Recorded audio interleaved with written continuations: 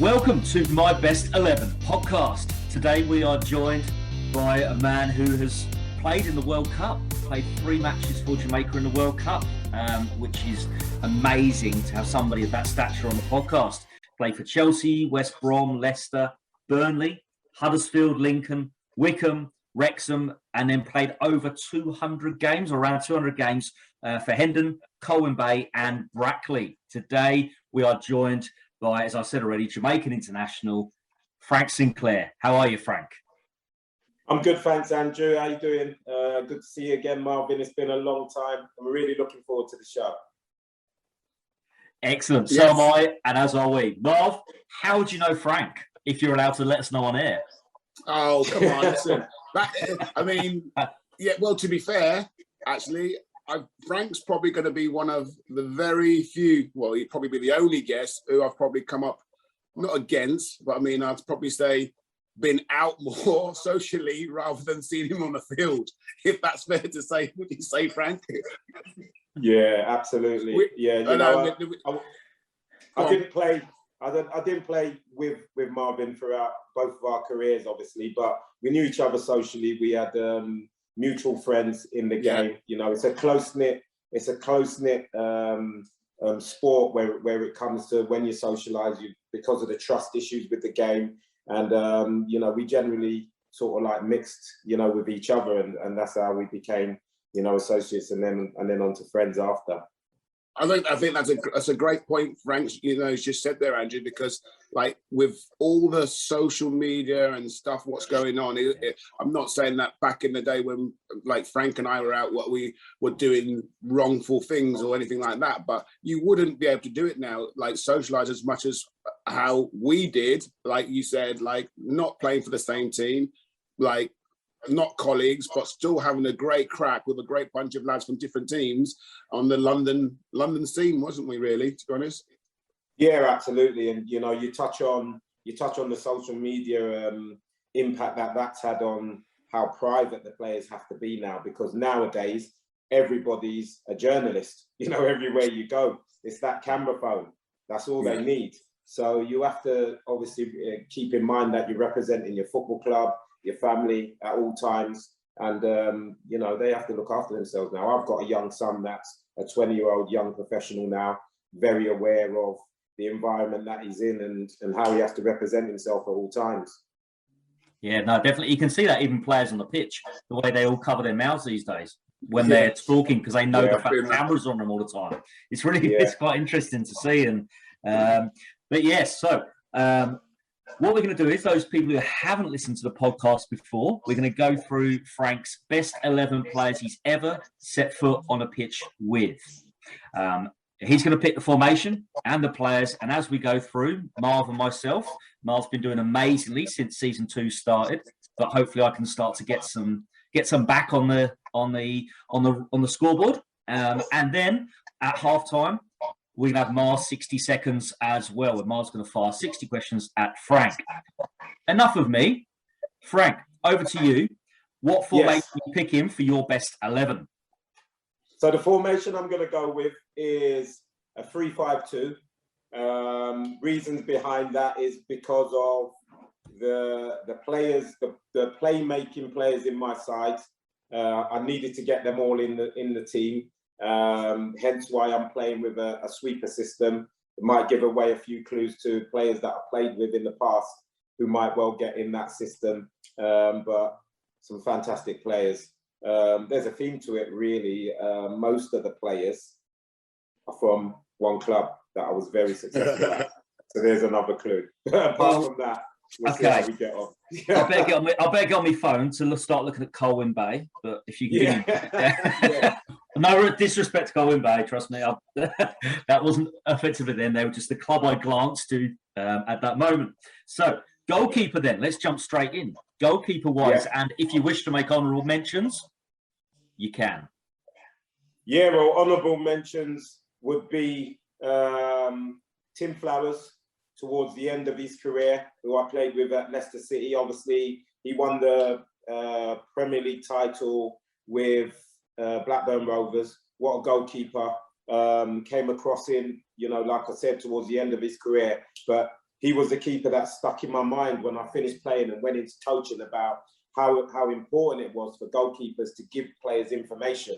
And he was the best I played with. When you talk about someone behind, the voice behind you, guiding you through the game, giving you advice on when you've got time, who to pick up and that. And he was exceptional on that side of the game when I went with him. But I think, you know, if I played with Tim probably early on towards his Blackburn days, and obviously when he represented England as well, he could well have been my #1 goalkeeper, but he's just been edged by someone who I believe I played with that was at their best when I did play with them.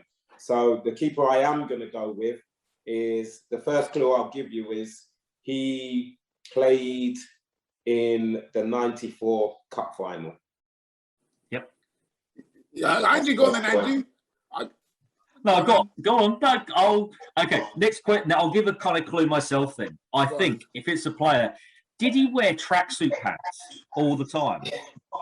Yes, he did. See? Okay. Yes, he did. So, answer is? Dmitry Karin, the Russian international. Okay, I'm going to go back a second to my original point. If he's from Russia, Russia in my head is quite often a quite cold place. He moves to England, which is a little bit warmer. I mean, England's not hot. Why is he wearing goalkeeper pants? What's he wearing? I mean, I think I can only name on one hand the number of goalies in the Premier League ever to wear tracky pants. What's that? What was it about? Well, it wasn't about the weather. It wasn't. It was actually about a couple of knee operations that he had had.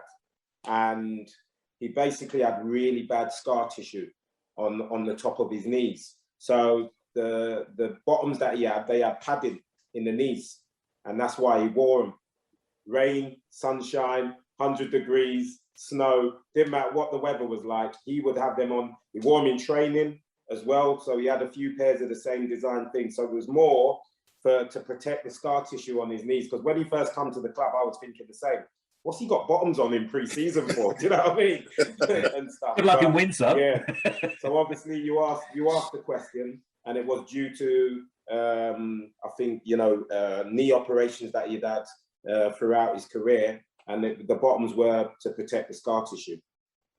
So I did, Frank. I didn't actually play with Dimmy, but he came to Luton. When I was coaching, he came to Luton as a goalkeeper coach. Yeah. What a fantastic guy he was, by the way.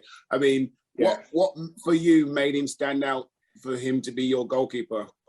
Wise, player-wise? Just the athleticism of him, because as you would know, Marvin, seeing him down at Luton with you, he wasn't the biggest. He was only probably 6'1", at a push 6'2", but his athleticism, the way he used to come for crosses, come for corners, he had the best leap as a goalkeeper I'd ever seen. And he was just, at times, he was almost unbeatable in 1v1 situations with the way that he could guess the right way that that centre forward's going to go. He always used to pull out unbelievable saves in 1v1 situations. You fancied him more than the strikers that he came up against. So, you know, those were two things that stuck out for me. Obviously, he was at Chelsea, you know, I'd say when we was going through the transition of being, you know, a mid-table Premier League club to where the football club's at now. He was at the beginning, the early stages of that. And, you know, obviously the first cup final we've been in 30 years, Dimitri in 1994, unfortunately conceded 2 penalties to Eric Cantona on the day. But he was a fantastic goalkeeper. And as you said as well, a great character in the team.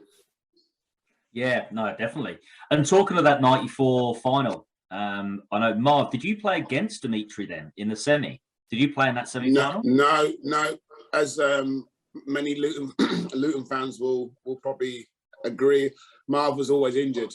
For some reason, I mean, no, that season I was injured. I think I might have done my Achilles that year. I was like 92. Anyway, doesn't matter. I was injured. You were injured for that. So when Frank played against, were you in that game in the semi-final then, Frank? Semi-final, yeah. A lot of our fans are Luton fans. At Wembley, and Gavin Peacock broke our hearts, and Kerry Dixon and. Yeah, well, that was a massive game for Kerry Dixon, obviously being a legend at Chelsea, and then coming up against him. And that was probably the first time I played against Kerry Dixon. Obviously, I grew up a massive fan of his, and then obviously a teammate, and then he went on to Luton and came back to play against us in that semi-final. And I think, if I'm not wrong, it was the first semi-final that was ever played at Wembley. Yeah, it was. Now, you know what?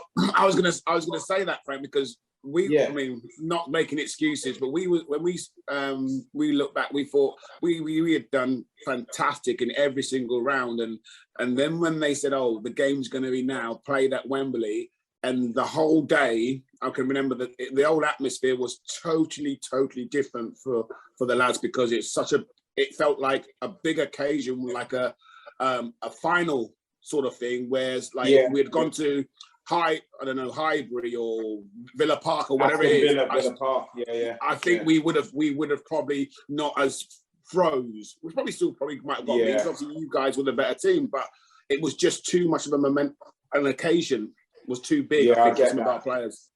Yeah, I get that, and I think with Chelsea, I think it went the other way with us, because we always saw ourselves as a sleeping giant, and to be back at Wembley for the first time in many years, I think, you know, we almost took it in our stride.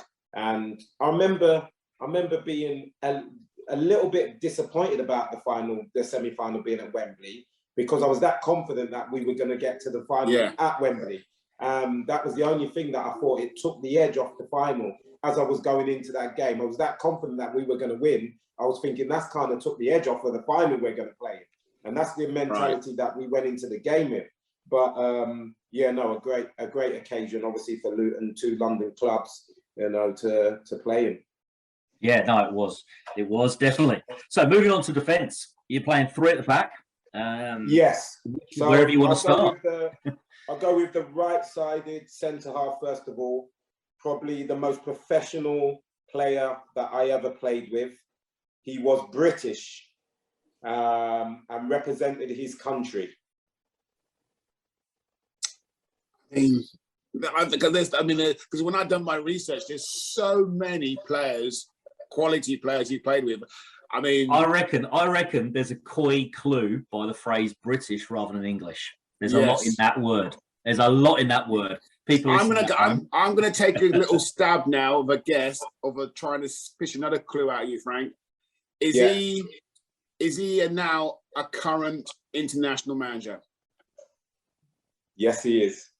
Yes, come on, yes. All the best, Andrew. That's thrown me. Yes. That's thrown me a treat. Great I'm not going to say who I think it was, because it might be later on. Because he's got 2 more to go. So this is a current international manager. Yes, that should give you a clue, Andrew. That should give you a clue. Current international manager. I assume then Steve Clarke. Correct. That's what I was guessing. Yes. Yeah. Oh, that wasn't where my mind was going, but Steve Clarke, yes. Excellent. Yeah. Sorry, I was just writing down Steve Clarke. So did you yes, I mean, obviously you've played the majority of your career kind of left-hand side, left of the centre. Is that right? Am I saying that? I played the first couple of seasons at Chelsea. I played at left back, in the back 4, and that was purely because I've been playing in the reserves at left back, because I couldn't get in the reserves in my own position at centre half or right back, because I had in front of me I had Gareth Hall, who was a Welsh international, who was playing in the reserves. And then I had Jason Cundy, obviously we all know as the TalkSport host, who's brilliant on TalkSport now, and David Lee, who was a fantastic player as well. So when they were in the reserves and not in the first team, I was coming through, and the only position I could get in that team was playing at left back. So I played at left back probably in the reserves for about a year, a right-footed left back who saw myself as a centre-half stroke right back. I played in the reserves there and got my opportunity in the first team at left back when Tony Dorigo got injured, and I got thrown in at the deep end at left back because I'd been doing so well in the reserves. So when I first came into the first team, people actually thought I was a left back, which I'll take as a compliment because I was decent with both my feet, but obviously I had to adapt to defending on the other side of the pitch. But I thought that was a great education for my development. that's quite interesting because I am like a few years older than you, Frank, and like going back to what you've just said there, you've mentioned like David Lee, who I remember like tall, gangly, but unbelievable feet, by the way, for a big man, like comfortable on the ball, could hit a pinger ball from right to left. Then also Jason Cundy, then Gareth Hall. Yeah, you had all these players who I was playing against when we had the Southern Junior Frederick Cup. Sorry, we had. Right. So you coming through, how was it like knowing that maybe only a year or 2 years older than you were some players who still weren't quite established in the first team, because that's quite a big number of like defensive players there, which you still got to maybe, I know you've got a strong mindset, but didn't have that mindset, still a lot to get through, so to speak, because you got to wait your turn maybe. Yeah, no, I was quite focused on myself first and foremost, and I had massive belief in my own ability, Marvin. But the thing that I did have that was a tradition at Chelsea at the time was young players were given the opportunity in the first team. You know, there was, I think, on my league debut was actually against Luton as well. I don't know if you remember that game when we were 3-0 down at half time. Yes! We ended up scoring 3-3. Oh my gosh, so yes. Was that your debut? That was my league debut. And I played at left back in that game. And saying that, the back four was probably, you'd do well to find a younger back four, because the back four for that day was the exact same four that I've just mentioned. Myself, David Lee, Jason Cundy, and Gareth Hall. So the three of them had established themselves as first team players by then. In what year would that have been? 1992, I believe. I made my debut at 20 years of age. So as I say, the belief was massive at Chelsea with Gwyn Williams, who was doing the academy at the time. There were so many players getting an opportunity to play in the first team. Even before that, it had a tradition of that. So I really just believed in myself, and I didn't really look at who was in front of me. I just thought about, what do I have to do to get in this first team? And obviously I knew further down the line, I was going to compete against who we started this conversation off with, the likes of Steve Clark, who was a main rival of mine at right side centre half and right back. Had to be patient to get my opportunity. But I believe when I did get my opportunity, I kept him at the team for, you know, probably the last couple of years that he was at the football club. You know, so it was about your self-belief in that. But Steve Clark, going back to him, I just remember I used to watch everything he done every day, because he was always doing the right things, stretching before training, you know, stretching after training, the way that he trained, the intensity that he trained at. That was my target. That was the standard that I knew I had to reach if I wanted to get in Chelsea's team. So from a very young age, my eye was always on him as an example to where I needed to get to. Yeah, was he a talker in defence, or was he a bit of a quiet one? And do you think that kind of influenced his managerial career? You know, well, very surprised that he went into management, because he was always a man of few words, Steve Clark. But when he did give you information, you got it straight away. So he would say things to you when he thought you needed a bit of information. But generally, he led by example, you know, in the way that he conducted himself and the performances that he put in at the club. So he was a player that I couldn't leave out, because he had so much of an effect on how I was as a player. Yeah, and also was it just Chelsea, Frank? I mean, as a kid, was there any other clubs who were interested in you, or did you have like maybe a few or some players that I trained at Arsenal for a little bit, and then I trained at maybe Spurs? Was it always Chelsea? Yeah, well, funny enough, you said that about Arsenal and that. I went, so as an 11-year-old, when I was playing district football, so obviously you couldn't really, back in them days, you couldn't really join a professional football club until you'd started senior school. So first year of your senior school, you'd be 11 years of age. And I was playing in my first year, I was playing for West London schools as well as my school team. And that's where you'd get all the scouts watching games. So when I was playing for West London, I had an invitation from Wimbledon, the old Wimbledon, that used to be at Plough Lane at the time, Arsenal and Chelsea, all within a couple of weeks of each other. So I remember going to Wimbledon first, and I trained with them on a sort of like a Monday or Tuesday night or whatever. And at the time, they used to train in the car park behind the goal at the stadium. So you was literally training on tarmac in a car park, you know, and obviously the cars are out the way, cleared out the way, but it was very amateurish, to say the least. And I remember going there and thinking, I'm not feeling this at all. Didn't enjoy the session. So I went away from that. And then I went to Arsenal, and totally the other end of the spectrum, indoor, on AstroTurf, in a dome. At 11 years of age, you've got to remember this now, indoor on AstroTurf and that. And the standard of the session was unbelievable.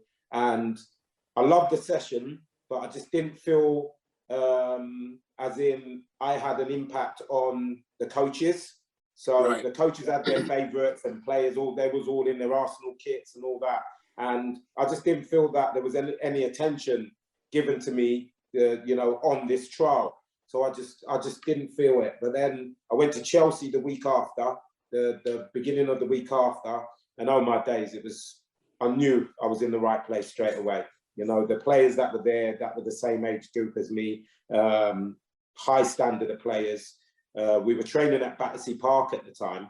So we used to train on the red grass ashes pitches at Battersea Park, and the standard was unbelievable. And I just felt so at home. The closest club to me, obviously, as well, because I only lived the other side of the river in South London, in Clapham. So, you know, it was a stone throw away, really, Chelsea, just the other side of the bridge. And I never went back to Arsenal, never went back to, obviously, Wimbledon. And I think from the first day I trained there, for the next 6 years, I probably missed a couple of training sessions, Tuesday, Thursday nights, and obviously playing on a Sunday. And that was for 5-6 years on the spin.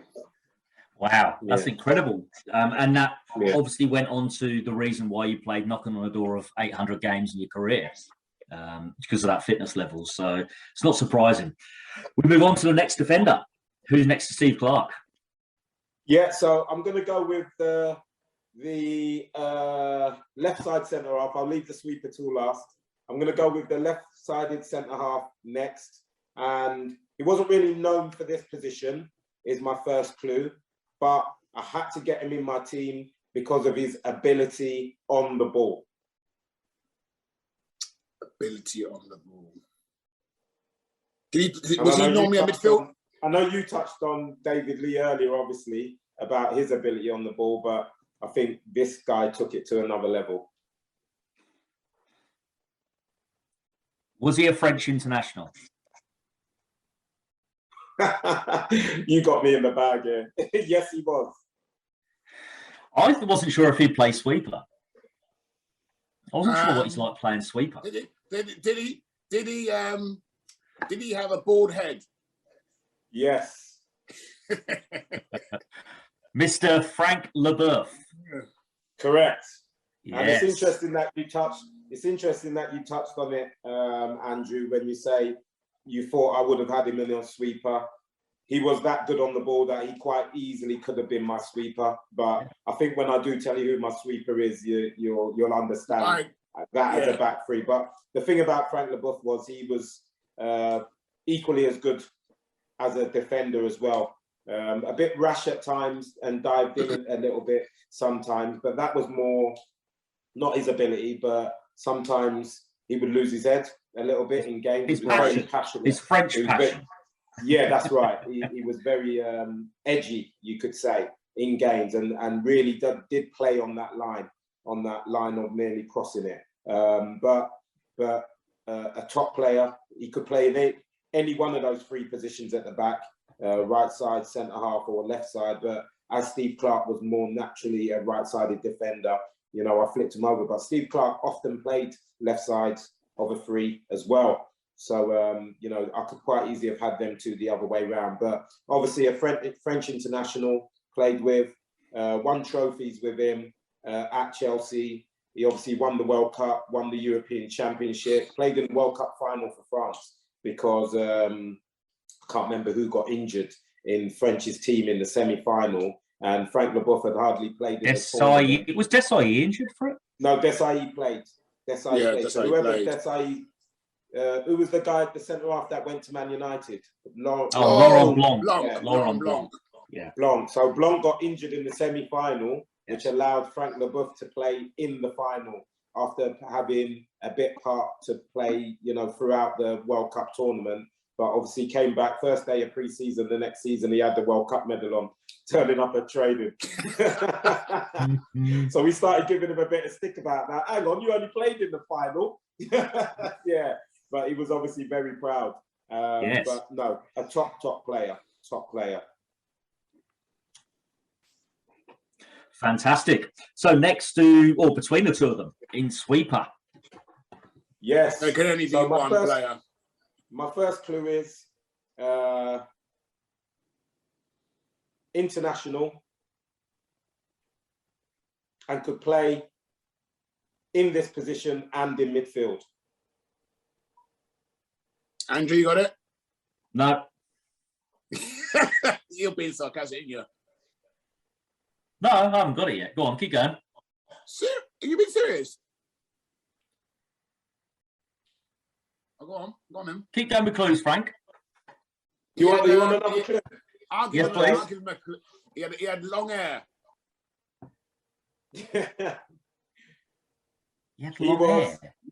He was more famously recognised for playing for another London club.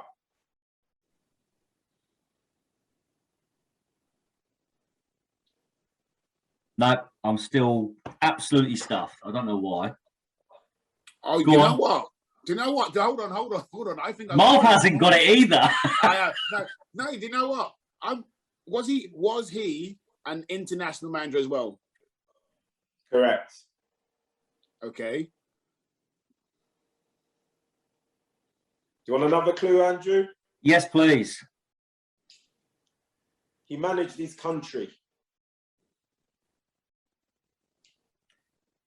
He manages country. I'm trying to think where you played. Can't be Chris Coleman. It can't be Chris Coleman. No.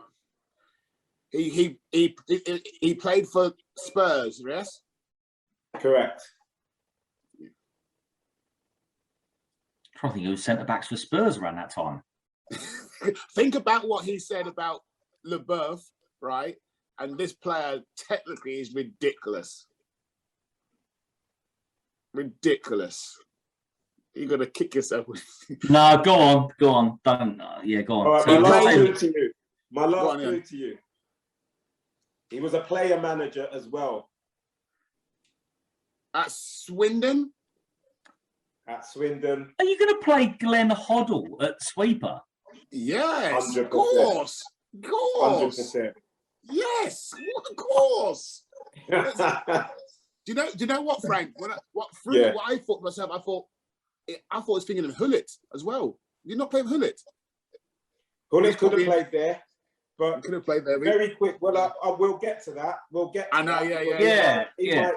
He might have a good chance of getting in the team, Marvin. I know. I just realised when I said that. Do you know what? I honestly did not have Glenn Hoddle down as that sweeper position. All I remember Glenn Hoddle for is that in midfield and the trickery and that type of thing. I never had him down as a sweeper. That's what absolutely threw me. Totally threw me. Glenn at the pinnacle of his career was obviously one of the best midfield players that has ever come out of England, you know, I say alongside rivaling probably Gascoigne, could do everything. And it wasn't until obviously I worked with him because he came to Chelsea as a player first and foremost, and then ended up as player manager at the football club, that I realised, one, how tough he was. Two, you obviously day-to-day basis, you're seeing the technical ability of him, passing range, short and long. And he actually, when he became player manager, he actually did play in that sweeper role alongside myself and Steve Clark as the two wide men. Sometimes we had Erland Jonsson there and Jakob Kilberg, who was two, obviously a Norwegian and Danish internationals as well, protecting Glenn Hoddle, so that he could get on the ball and start playing this attractive type of football that Chelsea had never seen before, probably since, you know, the 70s, really. And Glenn had a massive impact on that and played in that sweeper role. And to be honest with you, I've not played with a better midfielder, strike, you know, a better ball technician than Glenn Hoddle throughout my career. And he was one that I wanted to get into my team. I quite agree with Marvin. Ruud Gullit had to go there, but he never had no discipline. When Glenn Hoddle first signed Ruud Gullit said to him, "I'll only play for Chelsea if I can play sweeper." Now, he'd just been released by AC Milan as a centre forward. So Glenn actually, because he wanted to sign him that much and knew that he'd have such an impact on the football club, Glenn Hoddle agreed to that. And it was very quickly that we realised he can't play sweeper for us. One, because of his technical ability, he needs to be further up the pitch because we're missing him assisting goals more closer to the goal. But two, he had no discipline. He'd end up on the right wing, he'd end up on the left wing, and it'd take about 5 minutes to come back, Marvin. So we always ended up going to a back four anyway. Do you know what I mean? So we very quickly, we pushed him out of that position. Glenn was more disciplined at playing that sweeper role and actually picking the ball up off of the goalkeeper and starting our attacks. And, you know, obviously more famous for being a midfield player, especially at Tottenham, and then obviously at Marseille, going on to Marseille as well and doing it on a European stage. But probably the most technically gifted player I ever played with. And when you see the rest of this lineup, it's a big shout to say that. Wow. I think it shows. I'm just like while you was talking there, I'm trying to think of another player who could do what he did and drop back. I can't think of another midfielder or another player with his ability who could go and drop and play as a sweeper role, which Glenn did. I don't know if you can, Andrew, or you, Frank. I mean, I just can't think of anyone. The only person who could have, but I don't know if he's got the size for it, is Scholes. Yeah. But he hasn't got the size. He hasn't got the stature to be a sweeper. No, exactly. Because at some point you're going to have to defend, and I don't think Paul Scholes was the best defender. You know, he used to dive in and give away a lot of free kicks, didn't he? Very Frank LeBeuf style. Yeah. Actually, you just gave me, when you just said Scholes, it just gave me another player who I think might have done them, who was at Man United as well, and was a midfielder at West Ham and Spurs. Yeah. Did he not play? Did he play together? Yeah. Did he? Yeah. But he's not in the same league, whereas I'd have put Scholes is at least getting to Hoddle. No offense to Carrick, but he's not near Hoddle, I don't think, technically. No, not in technical ability, nowhere near it. Good pass with the ball, obviously, Carrick and stuff. No, but Hoddle was on a different level. Hoddle was on a different level. Different level. Yeah. Anyway, what we'll do is we'll pause there, and then when we come back after the break, we will hear the 5 in midfield and the 2 in the forward positions for Frank's My Best 11. Great, so we're back for part 2 of My Best 11 with Frank Sinclair. Next up, we have Marv's 60 seconds. So Marv's going to fire as many questions as he can within 60 seconds to Frank, and he's going to just answer them with quick, short, sharp answers as quickly as he can. So over to you, Marv. Okay, Frank, if you wasn't a footballer, what would you have done? Boxing. VAR or no VAR? VAR. Now. Penalties or golden goal? Penalties. If you could change one rule in the game, what would it be? One rule. That in the game now, I'd say the referee flagging when players are actually offside and not delaying it. Okay. Best player you have ever seen live in person? Best player. Oh, what a question that is.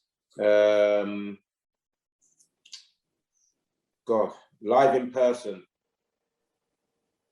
Wow. Ronaldo, Brazilian.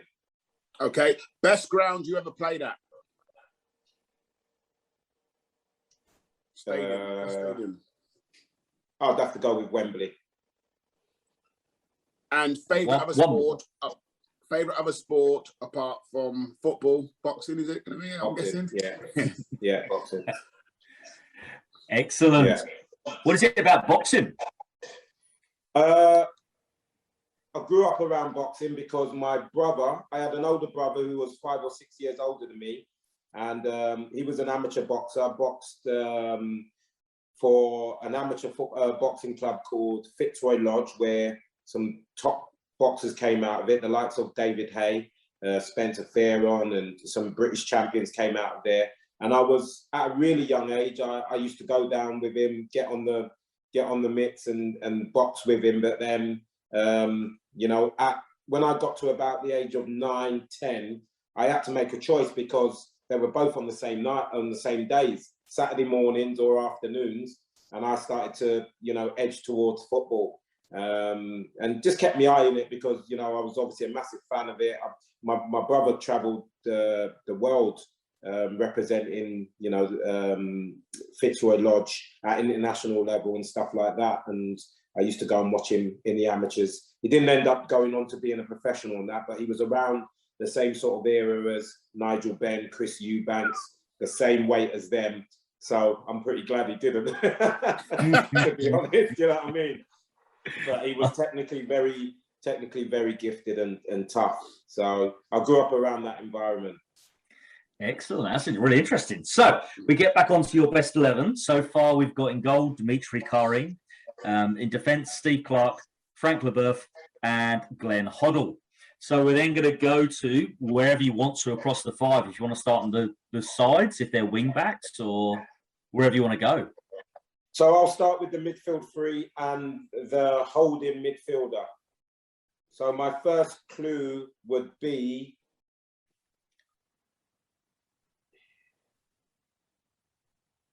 he won the Champions League. I reckon Marv's already said it. I don't know. There's so many players. I know he said most of them want to come from Chelsea, but there's so many players I got in my head. Did he win the Champions League as a manager? No. Ooh, okay. All right. Oh, it's not him. No, I know where it's that not was him. going as well. It's not him. I've held on to him because he's not a defensive midfielder. I know exactly where you're going, Marvin. Well, okay. Funny enough, you said that. He actually came to Chelsea as a defensive midfielder, but very quickly that's what I'm thinking. Yeah, he was better further up the pitch. Yeah. So it's not him. No. He won the Champions League. Okay, Ruud Gullit. I'm just going to say it. No. I think Ruud Gullit won the European Cup. I don't think he won the Champions League. I didn't know I didn't know around 93, 92, 93. Yeah, that would have been the European Cup, wouldn't it? When did it change? I don't know where it changed. The 95 it changed. Maybe, yeah. Changed later than that. Yeah.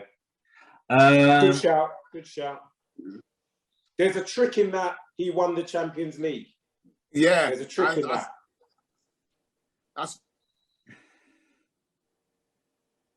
Hang on. Oh, I'm going to say Dennis Wise. Dennis didn't win the Champions League. I didn't know if he did as assistant manager. No, I didn't know he was assistant manager. I thought you were giving us some. Wasn't he assistant manager at Chelsea? No. I was trying to play. Dennis Wise never coached at Chelsea.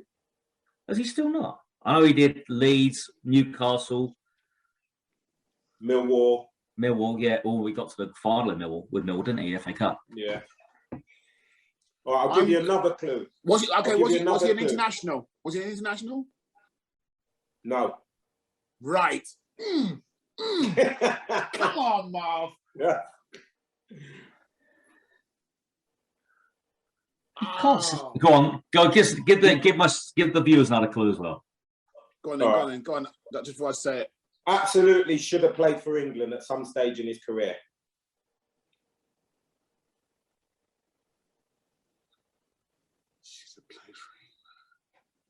I thought you had it, Marv. Should have played for England. The Champions League thing, the thing that's thrown me.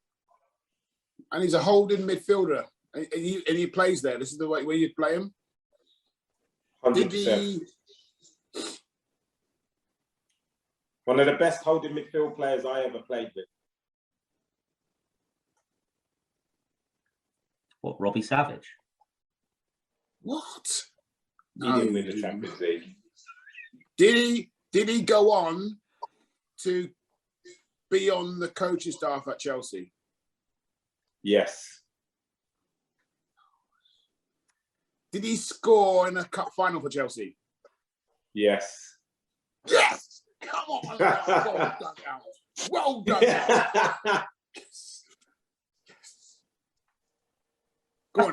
That's Di Matteo. There's someone else as well. I'll give you another clue, Andrew. Who supported Di Matteo? Who was Di Matteo's assistant? Now you're throwing me. Let's put him out of his misery. What? Eddie Newton. Eddie Newton. Eddie Newton. Eddie Newton. Did he win a Champions League? Oh, yeah, okay. As Robbie, I thought that one as a first. That's good, Frank. That was good. That was very clever. It threw me. Yeah. I was even going down the route with Jody Morris for a second when you started talking about that as well. Yeah. No, Eddie obviously was. Eddie was obviously Robbie Di Matteo's assistant when they won the Champions League. Someone that I knew from the age of 11. We grew up playing school football together at district football for West London and then for London. And he was a kid that was at Fulham up until he was 14 years of age. And every time I played with him for West London, I used to get onto him. Why are you at Fulham? Because you got to think, Fulham in them days was sort of like the equivalent to League Two now. Yeah. So I was playing for Chelsea. Eddie was at Fulham, along with another very good friend of mine, Udo Onware, who ended up playing for Fulham. And we were all the same age group. And I just kept getting on to Eddie, come to Chelsea, come to Chelsea. And from the age of 11, and said, listen, I've been told that I'm getting pro at Fulham already. And I was saying to him, forget getting pro at Fulham. Come to Chelsea, you'll get pro at Chelsea. You know what I mean? So it took me till he was that age to convince him to come down, meet Gwen Williams and join Chelsea. And then obviously we done our scholarship together. We made our debuts, within weeks of each other. The only reason he didn't play in that Luton game was because he got injured in training that week. So he missed the opportunity to make his debut. Near enough signed identical professional contracts, 5-year contracts as our first contracts at the football club. Wow. So we were known as the Blues Brothers, for many years at Chelsea. Obviously, Marvin touched on one of Eddie's greatest moments as a player was scoring in the '97 FA Cup final. I couldn't let it lie there. So obviously I had to go and score in the League Cup final in '98 because I couldn't let him have that upper one on me. So we had an unbelievably healthy rivalry where we pushed each other all the way through school, all the way through our youth football, because Eddie was that good. He was a brilliant target for me to be better than. And, we pushed each other all the way through our, young careers. And then obviously going on to represent Chelsea. Eddie obviously stayed at the football club and went into coaching, was assistant manager, was head of loans department, went on to obviously manage himself at Trabzonspor up until recently. So probably my closest person that I know in the game. Excellent. I mean, Excellent. Just going back to what you just said there about you touched on it earlier as well, Frank, when you was coming through, that Chelsea were renowned for like giving young players a chance. And again, you just mentioned there that Eddie would have made his debut if he wouldn't have got injured. Who was the manager back then? So the manager of that side was Bobby Campbell, God rest his soul. But he was, a Scouser, very passionate about the game and unbelievably not afraid to play youngsters. When you think about the players that that I've got an arm, the list could be as long as my arm of players that Bobby Campbell gave their debut to: Graham Lasso, Graham Stewart, David Lee, obviously Gareth Hall, John Spencer, John Spencer, who obviously went on to play for QPR, Andy Myers, Darren Barnard. Listen, the list is the list goes on and on and on. And, you know, he was incredible because, like I said, all the kids at the club, you had a real belief that if you worked hard enough, and obviously, you know, you were gifted or technically good enough, you would definitely get an opportunity if you were prepared to apply yourself in the right way. So do you think that it's slightly disappointing now that the finances is in the game has probably taken that a little bit away now from so many players coming through at Chelsea? And not just at Chelsea, at most clubs, I think, now that... Yeah, well, there's two ways to look at that, Marvin, because yes, it takes away from, obviously, the opportunity of breaking into the team at an earlier stage. But I think because of the finances in the game at that time, you wouldn't have so many players that actually made it that do now. So obviously, because of the under-23 program, some clubs like Brentford, for example, are going with this, the project of the B team, and a lot of teams are starting to follow that as well. I think you get more professionals given an opportunity to become professionals. But on the downside of that, you know, the competition for getting in actual first teams is very difficult for the young players in this day and age, especially, you know, when you're talking about elite football. You have to be sort of like in that 1 to 3% of technically, you know, gifted players that actually get an opportunity to play at Premier League level, for example. Yeah, and I know there's a lot of push at the moment. Also, not a lot of push, there's a lot of publicity about the number of players in the England squad just in the last Euros that have actually come through and come from the Football League, that have dropped down, played there, and then come back up. And I mean, even players who didn't make it, like an Ollie Watkins who dropped down, didn't quite make it, and then has come back up. I know he didn't quite get the England squad, but and 12 months. For me, you know, I've been in coaching now, especially in academy coaching, for quite a few years now, and there is many different pathways to making it to, you know, what you perceive as the top for yourself, or the target that you believe that you can realistically play at. And there's different ways to get there, you know. And you know, I'm seeing something in my own son at the moment, who from the age of 5 was at Man United up until the age of 9, and then from 9 to 16 was at Blackburn Rovers, and got released by both clubs. Had to face a little bit of adversity, and then make the decision, where do you want to go? Which way do you want to go? Do you want to go and trial at, you know, other Cat 1 clubs and stuff like that? Or are you prepared to roll your sleeves up and go and work at a lower division and build your way back up? We took the second option with him, hence why he went to Mansfield Town, who are obviously in League 2. 4 years later down the line, he's a professional footballer that's broken into the first team, played over 25 games last season in League 2.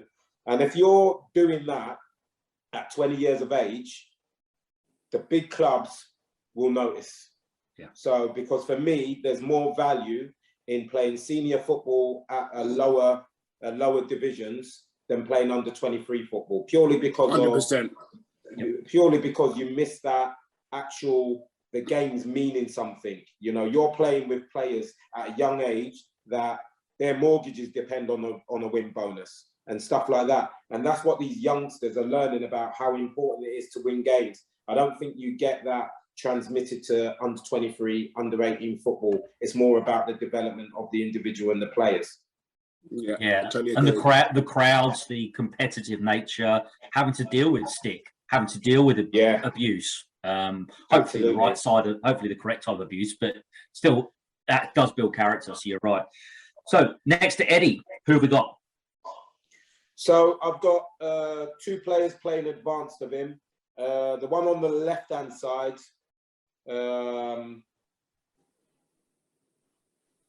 played for England. I think this is quite an easy one. Played for England is my first clue. Played for England. On the left-hand side. Attacking midfielder. Of the three central players. The left side of the 3 central players.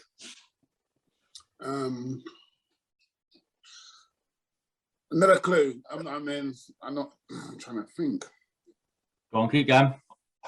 So the second clue is he went on to management.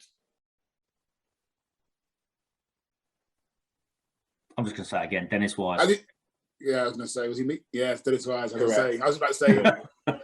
It's a difficult one with Wisey because if you throw in captain or anything like that, yeah, he's very easily recognisable. But obviously, Dennis, throughout my time at Chelsea, was the captain of the club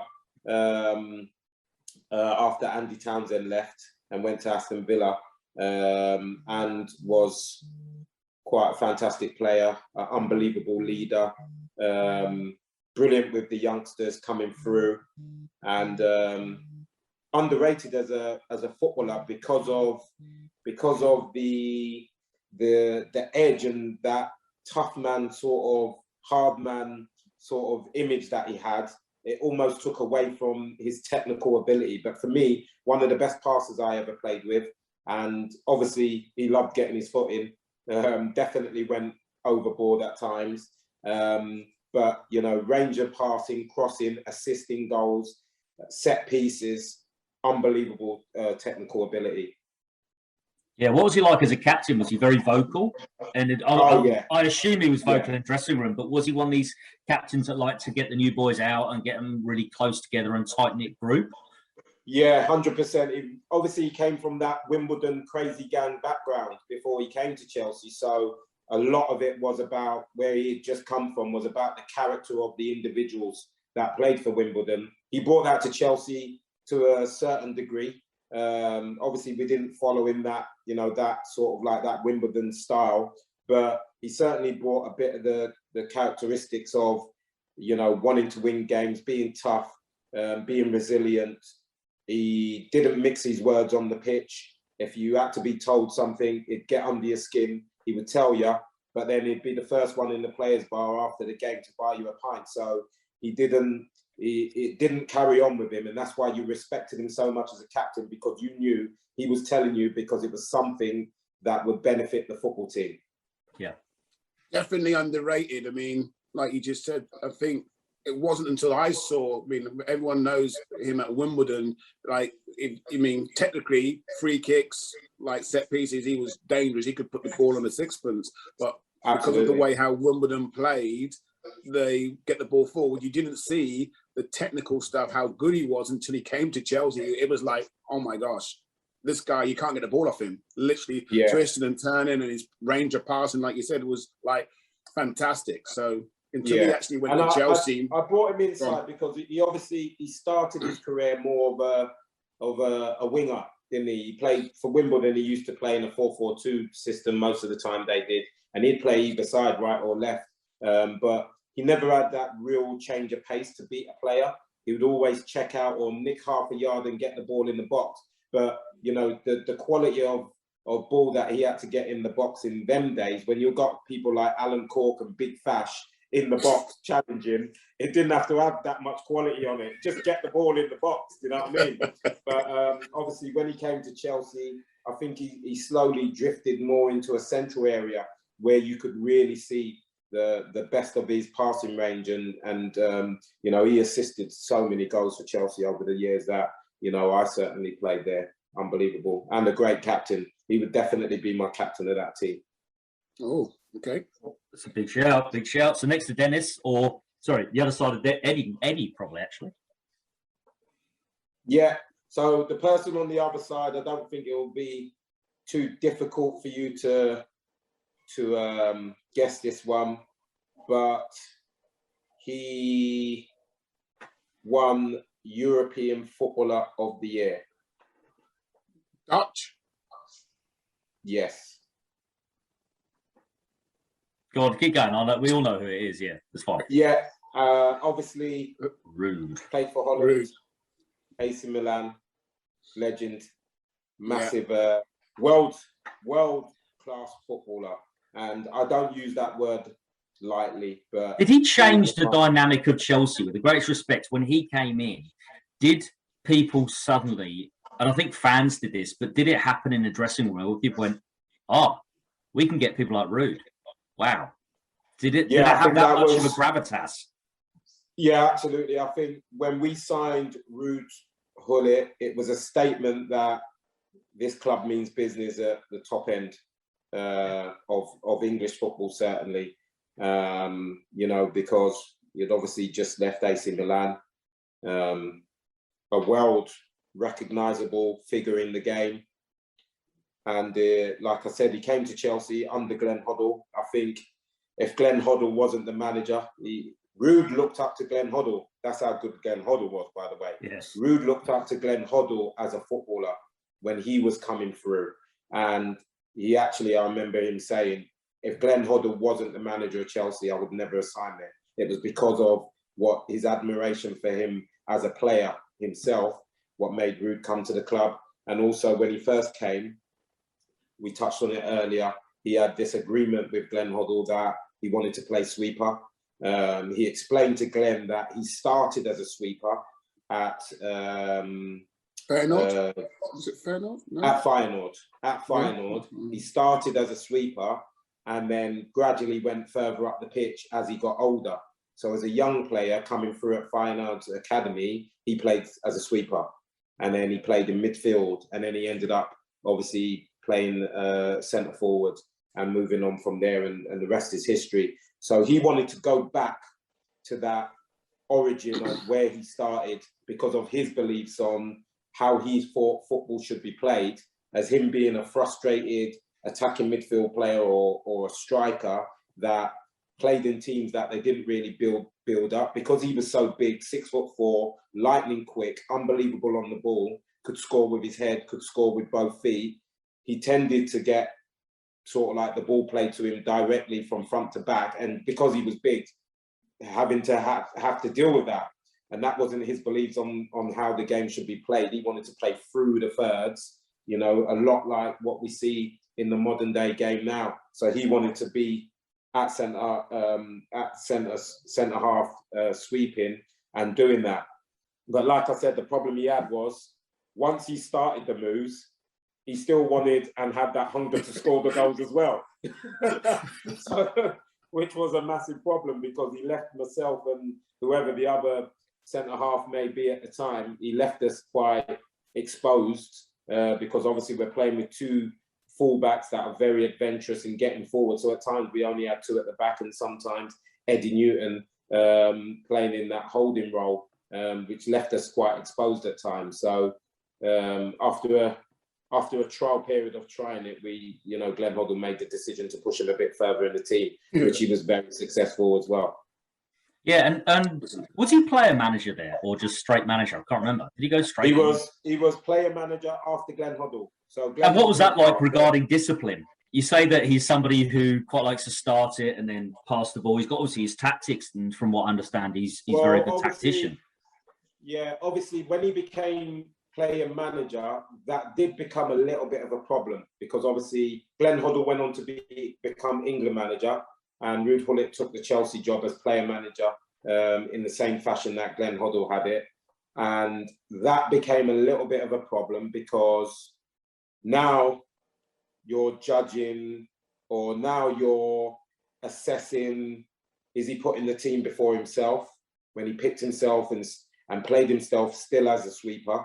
Because when Glenn went, he went back to playing as the sweeper in the team, but he's picking the team now. So there was sometimes friction, I wouldn't lie, about, his man management and that side of it. Obviously, you couldn't question his knowledge of the game and what he'd done in the game, but it did cause frictions at times, hence when, he obviously left the club after a season and a little bit. And obviously, Gianluca Vialli took over as player manager after that. Yeah, no, and he of course coined the phrase "sexy football" as well. So he was always pushing that. Absolutely. Was he in the training ground? Was he trying to push, like you said, on the ground, passing the ball? And yeah, absolutely. And obviously Glenn Hoddle came in with his ideas, and I think Ruud Gullit obviously was a part of that. And then he took it on from there, and I think they all played their part, but it originates from Glenn Hoddle as far as I'm concerned, because before Glenn Hoddle, we hadn't had a manager at Chelsea that wanted to play in this specific way. Yeah. Oh, excellent. So you got those three in midfield. What are we doing? Are we playing wing backs or are we playing wingers? Yeah, so two wing backs, very attacking minded players that could also defend. I'm going to start with the right-sided wing back, and my first clue for him was he was an international. I know exactly who this is because this was one of my favourite players as a kid growing up. I don't know Romanian? why, but he Romanian? was. Romanian? Correct. Yes. Correct. Yeah. Sheffield Wednesday? That's correct. Yes. There's not many. Dan Petrescu. Yeah. Oh, he's a baller. He's a baller. A baller. Yeah, when you think about wing backs, I'm not surprised you got it straight away, because for me, he was one of the best in the world when I played with him at Chelsea. Obviously, coming from Sheffield Wednesday, he just seemed to be able to find time in any game. You give him the ball, and he would, in the most hectic game going, when you gave him the ball, he found a way to find time on it. And it was just unbelievable to watch. He was so composed, used to assist, used to score goals, terrific athlete, got up and down, and just silky smooth technical ability. That's the best way that I could put him down. And obviously, you know, for me, he was one of the best that I played with in that particular position as a right wing back. Oh, no, like I said, he was one of I don't know why, he was one of my favourite players in the 90s. And obviously I remember him. Went on to manage as well. Obviously, he's done very well as a manager in the game as well. Dan Petrescu, as in Romania, with at a club level, and he's obviously managed around the world as well. So in China, I believe, as well, and stuff. So, you know, he's took his beliefs and stuff into coaching and management as well. A lot of these players have. I can't see. But the only person that hasn't stayed in football as in a coaching or a management capacity in this team, who obviously went on to be an actor, is Frank LeBeau. Yes, yeah. Look at it. Yeah, you're right, actually. Yeah. So left wing back. Left wing back. So my clue for him was he won. My first clue is he won the Premier League. Yep. With another club? Was it Blackburn? Correct. Yeah. Go on, Andrew. Yeah. Yep. Sorry, Graham Lasso. Yes. Not surprised that you got that very early as well. Obviously, Graham Lasso was a left back stroke left winger, but for me, the perfect position for him was left wing back, because he was athletic, he got forward, got crosses in the box. It wasn't the best of defenders, hence why, you know, he fits in this team perfectly, because he's got, you know, the defensive backup from Frank LeBeau on that left side as well. Fantastic athlete, someone who I knew. He came from Jersey over to England, but he didn't do a scholarship with Chelsea. He signed as a 19-year-old. So he just missed his scholarship, and sort of like in his second year, when he would have been a scholar, he got a professional contract. So he kind of grew up as one of the players that come through the academy anyway, because he was there longer than that, but decided to stick with his education rather than doing a scholarship. And terrific person, obviously gone into the media side of the game himself, Graham. So he's another one that didn't stay into coaching or management, should I say. But top player, top analysis and pundit now as well. And obviously played for England many times as well. I definitely played in the same World Cup as you did. Of course, for England. Yeah. He played in 98. Just talk us through how that call-up happened and how it felt to be at a World Cup finals. Yeah, so it was a difficult one for me, really, because obviously growing up, always wanted to play for England. That was my ambitions. And then when I got to sort of like 22, 23 and saw the likes of Gary Neville, Phil Neville, who were younger than me, getting opportunities. Rob Jones, obviously at Liverpool, was the same age as me, a fantastic player. So I looked at the players that I was competing with. I looked at myself where I was, you know, in 3 seasons, I'd won the FA Cup, the League Cup and the Cup Winners' Cup at Chelsea, and still not been called up by England. And the only experience I had of being in and around an England squad was under Terry Venables in '96 before the Euros. I was called into the squad to train with the boys, to make numbers up really. And, you know, once I came up, there was the likes of Gascoigne, Redknapp, Alan Shearer, Teddy Sheringham, that group that actually went on to play in that Euro '96. I trained with them building up towards it. And I thought I'd done really well. I held my own and didn't feel out of place. And I thought maybe off the back of that, you know, the opportunity might come for myself, and it never did.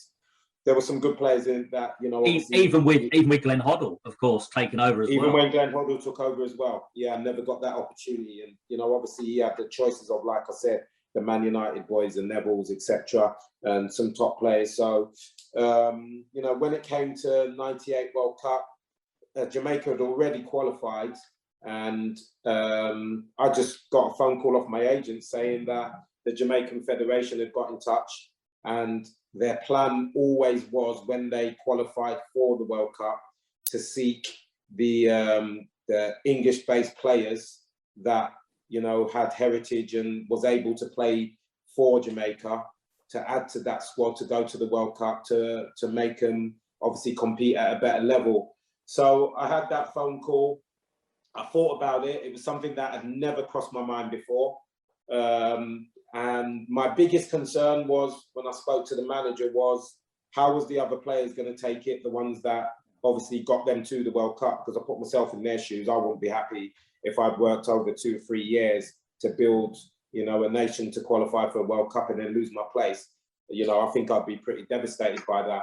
But he made it pretty clear to me that the players always knew that could be the case, that just because you've qualified to the World Cup, that didn't necessarily mean you were going to be in that final squad that got into the World Cup. There was still going to be competition for places.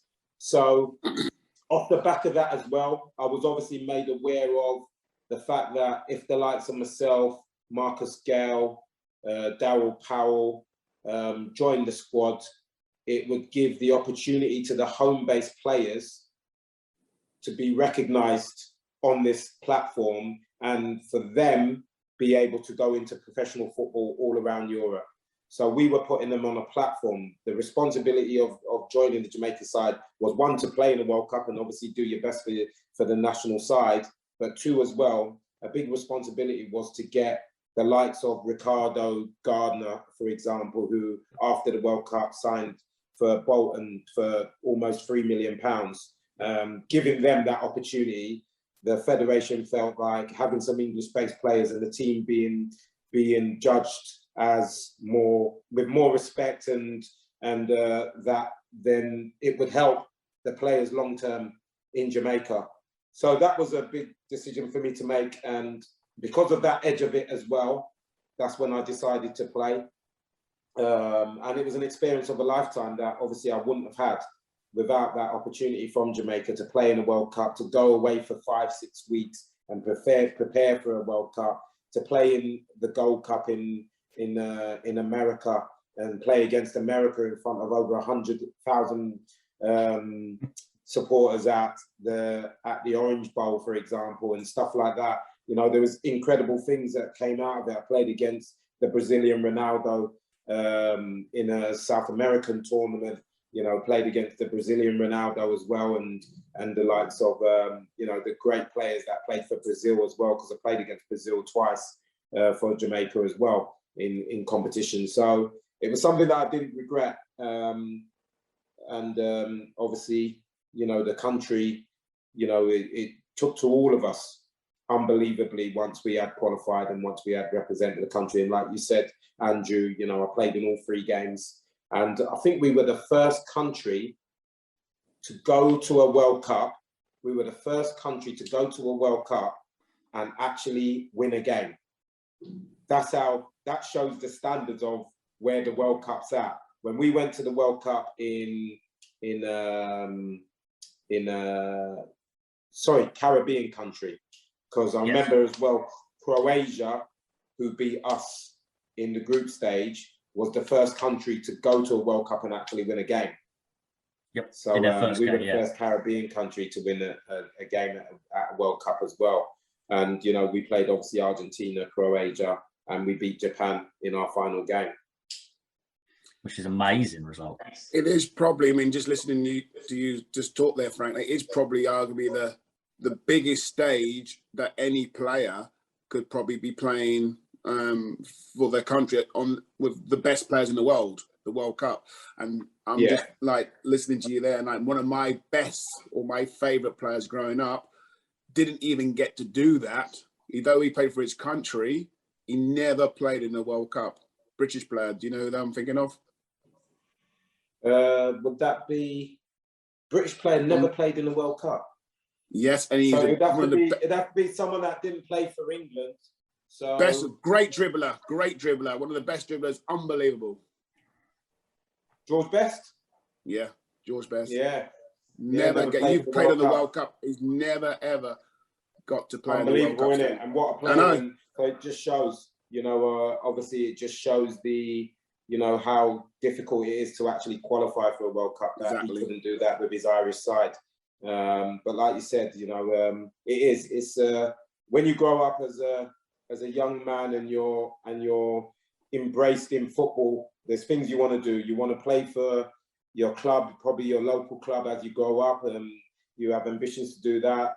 You want to play for your national team, you want to play in a World Cup, and you want to play in an FA Cup final. Those are the things that you see as a youngster, and you look at it and you go, I want to do that. And I was lucky enough to do all of them. Exactly. Fantastic. So, strikers, who are the strikers or forwards that got you there? Yeah, so my strike partnership, very difficult. I can pay homage to some players that I did play with.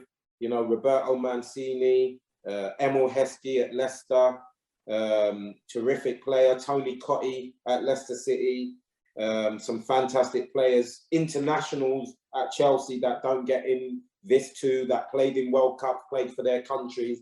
But the two that I've gone with, I'll go with the first one.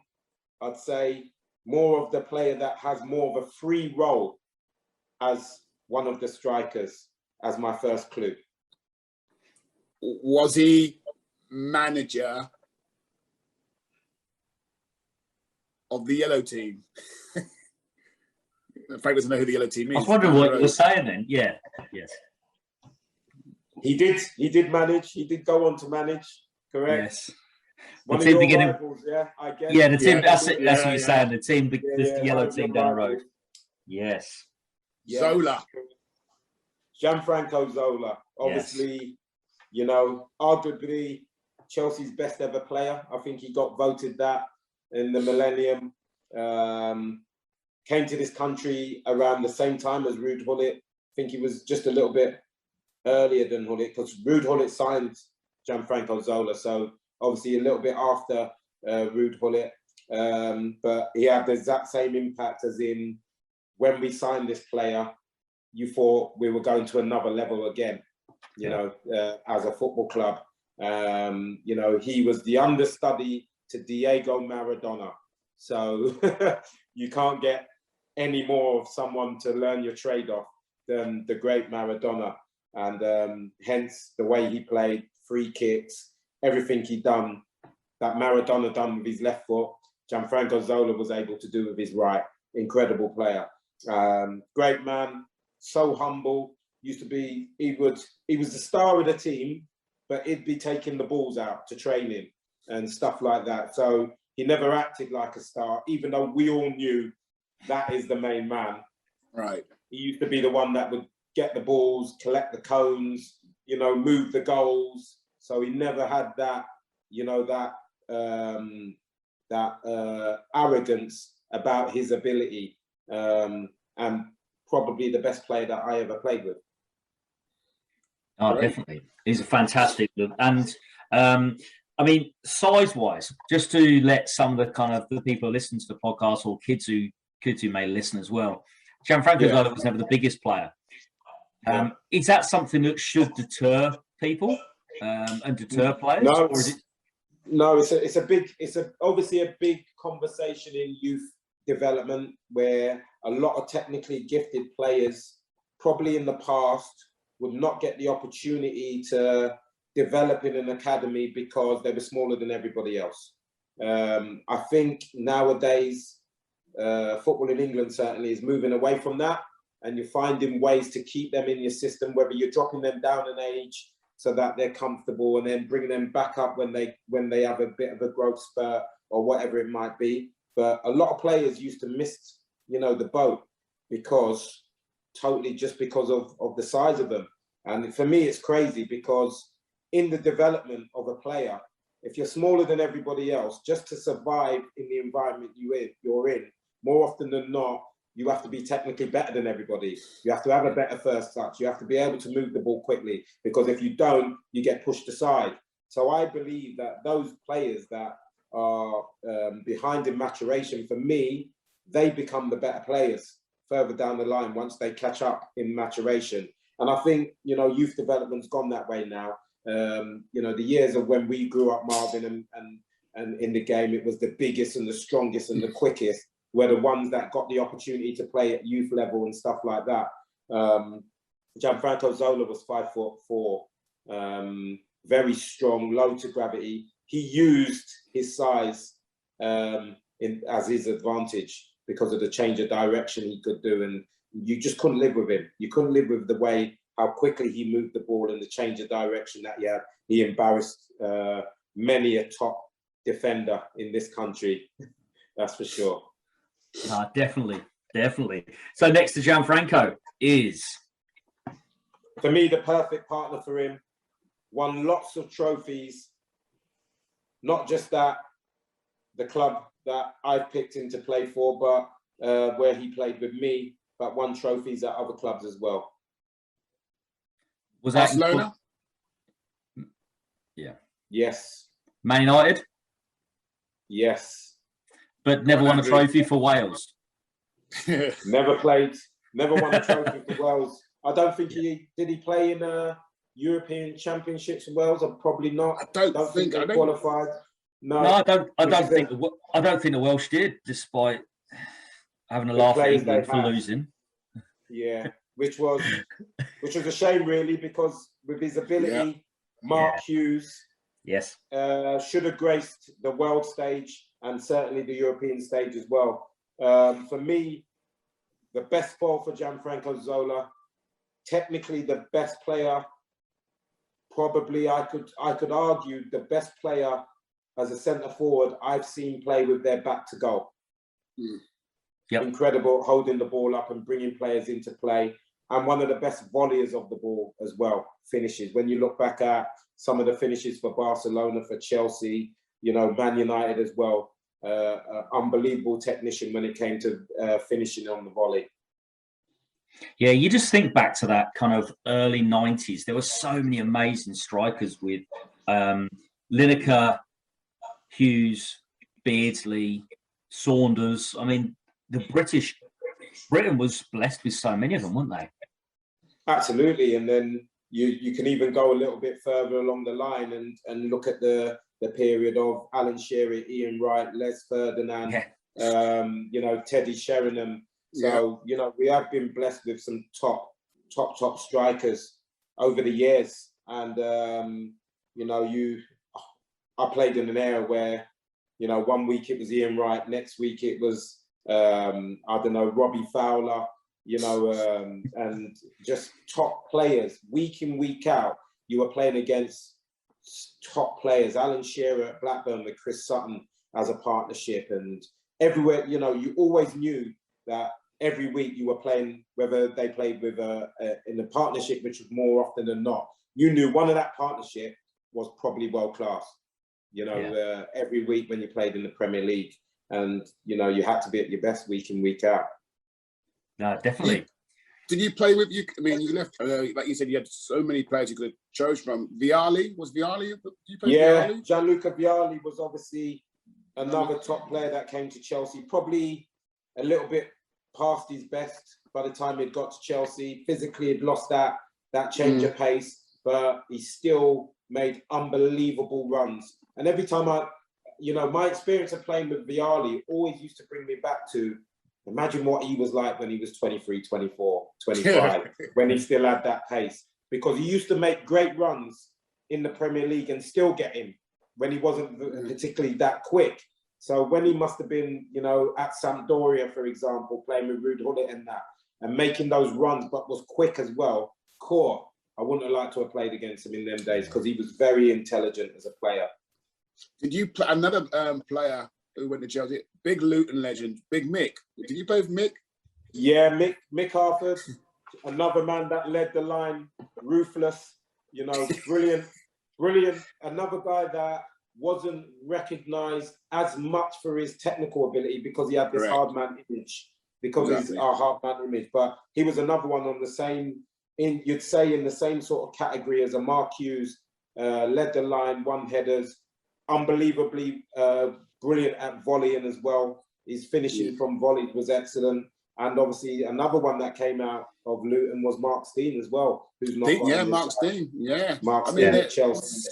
So Incredible. many great strikers. I mean, I remember playing against little Scottish guy. Oh my gosh, John Spencer. John Spencer. Yeah. No. Before that time, he was at Norwich. Oh, Robert Fleck. Robert Fleck. Yeah, yep. Robert Fleck. Yeah. I mean, played with some top strikers. Yeah, Tony Cascarino.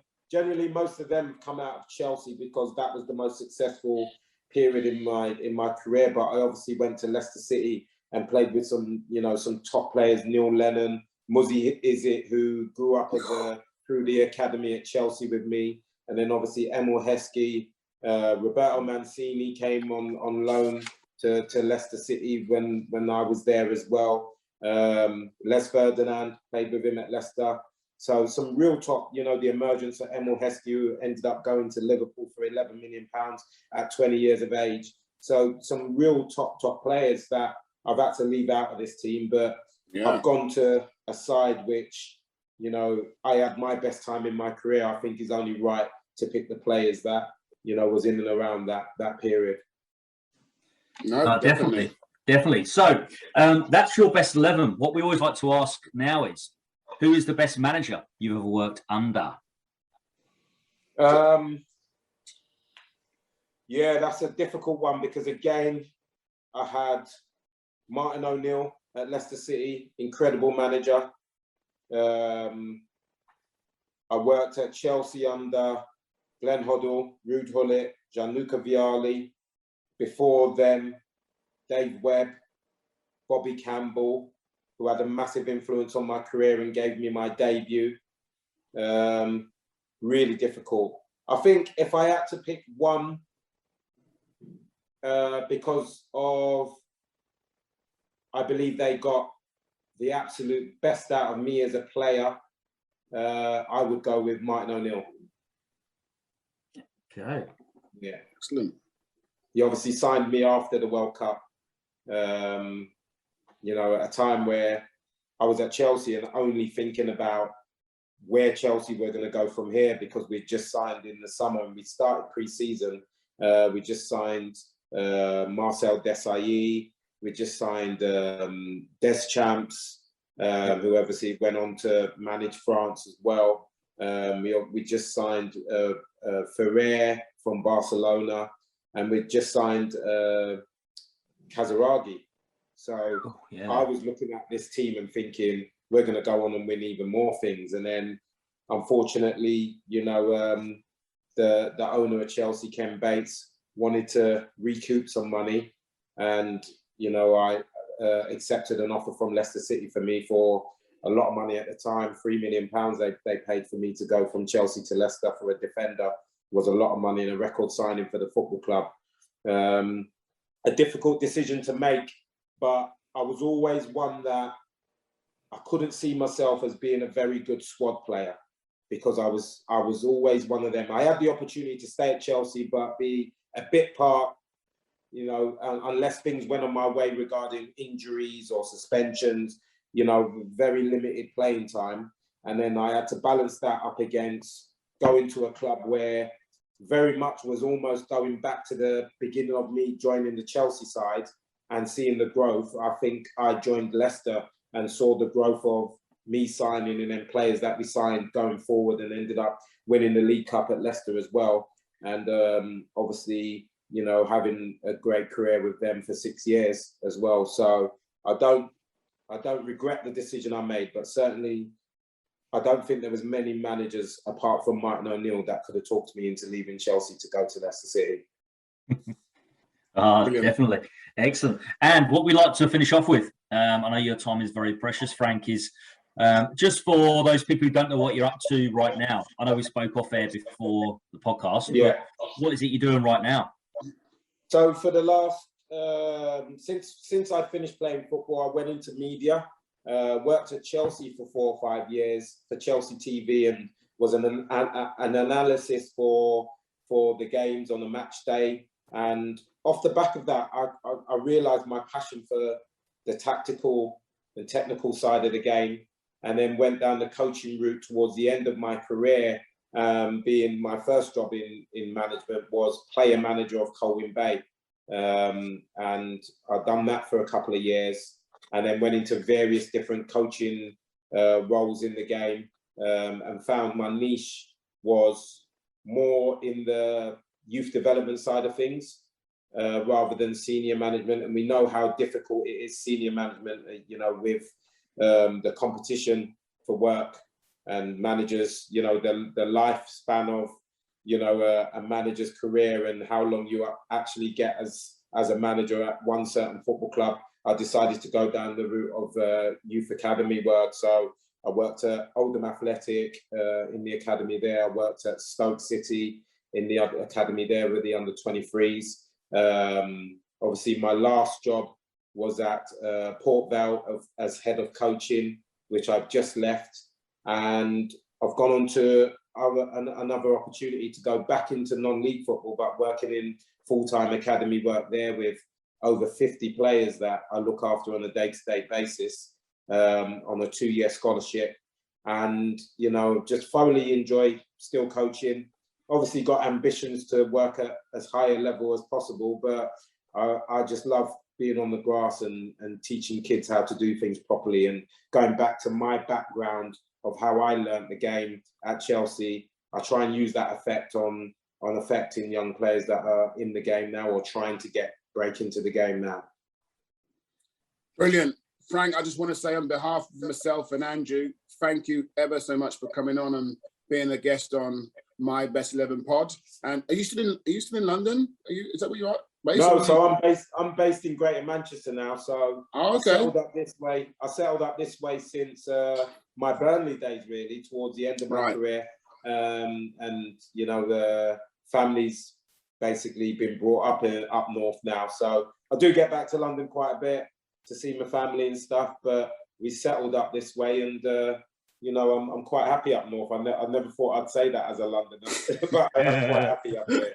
Yeah. But no, I want to thank both of you, Marvin and Andrew, for having us on, to be able to go back and reminisce about, some of the great players that I played with and stuff that, really mean a lot to me through, memories in my career of what I achieved, and that. It's been a pleasure being on. Excellent. Thank you very much for your time. And that was Frank Sinclair's My Best 11.